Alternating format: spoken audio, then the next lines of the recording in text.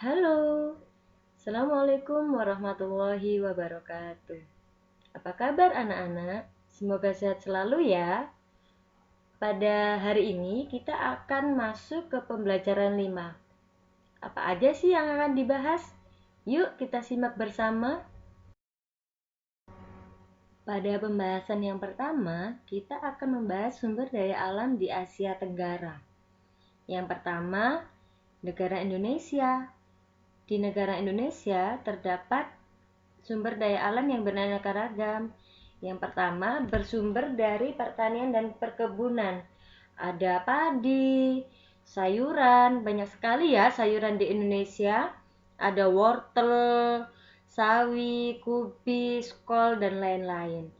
Juga beraneka macam buah yang segar dari perkebunan, serta ada karet, cengkeh, dan lain-lain. Kemudian sumber daya alam dari hutan itu ada rotan dan kayu jati. Kemudian yang bersumber dari perairan ada pariwisata, ikan, rumput laut, garam, juga mutiara. Kalau dari bahan tambang ada batu bara, minyak bumi, dan gas alam. Kemudian kita beralih ke negara Malaysia. Di negara Malaysia, sumber daya alam yang berasal dari hutan ada kayu yang menjadi komoditas ekspor penghasil karet di dunia. Kemudian tambang itu ada minyak dan timah. Kemudian untuk negara Singapura, di sana lebih fokus ke peternakan unggas dan tanaman hidroponik. Negara selanjutnya yaitu Thailand. Pertanian di Thailand itu lebih fokus ke padi. Dan di sana menjadi julukan lumbung padi di Asia Tenggara karena hasil padi di sana sangat melimpah. Kemudian hasil perairannya itu digunakan pariwisata dan menghasilkan ikan-ikan. Serta bahan tambang yang menghasilkan timah, timbel, seng, dan mangan. Kemudian kita beralih ke negara Filipina. Di Filipina terdapat pertanian yang menghasilkan jagung, padi, ketela pohon, tebu, dan tembakau. Untuk perkebunannya menghasilkan karet, kelapa, dan kayu. Sedangkan tambang di sana lebih banyak emas. Untuk negara Laos hanya fokus pada pertanian dan perikanan.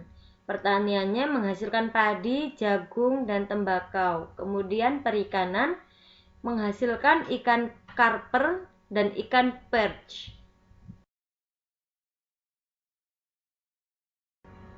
Untuk Brunei Darussalam, minyak bumi dan gas alam itu menyumbang 40% untuk pendapatan negara loh.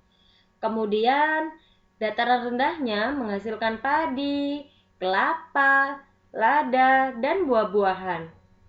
Sedangkan untuk negara Myanmar, pertanian dan perkebunannya menghasilkan tembakau, teh, dan sayuran.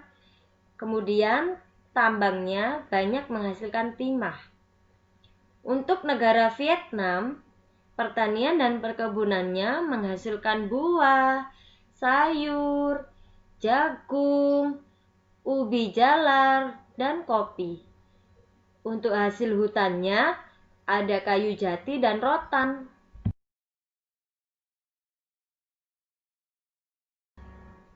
Kemudian negara yang terakhir di Asia Tenggara yaitu Kamboja. Di Kamboja hanya ada pertanian dan perkebunan, yaitu menghasilkan padi, umbi-umbi, jagung, dan buncis. Sekarang kita masuk ke pendalaman materi muatan SPDP, yaitu membahas tentang alat dan bahan pembuatan karya seni patung. Dalam seni patung itu ada dua macam bahan. Yang pertama ada bahan lunak, kemudian yang kedua ada bahan keras. Bahan lunak itu terdiri dari tanah liat, lilin, sabun, dan plastisin. Kemudian untuk bahan kerasnya itu terdiri dari batu, kayu jati, dan marmer. Kemudian, apa aja sih alat untuk membuat patung bahan lunak? Yuk simak bersama. Yang pertama ada butsir, kemudian ada meja putar dan cetakan.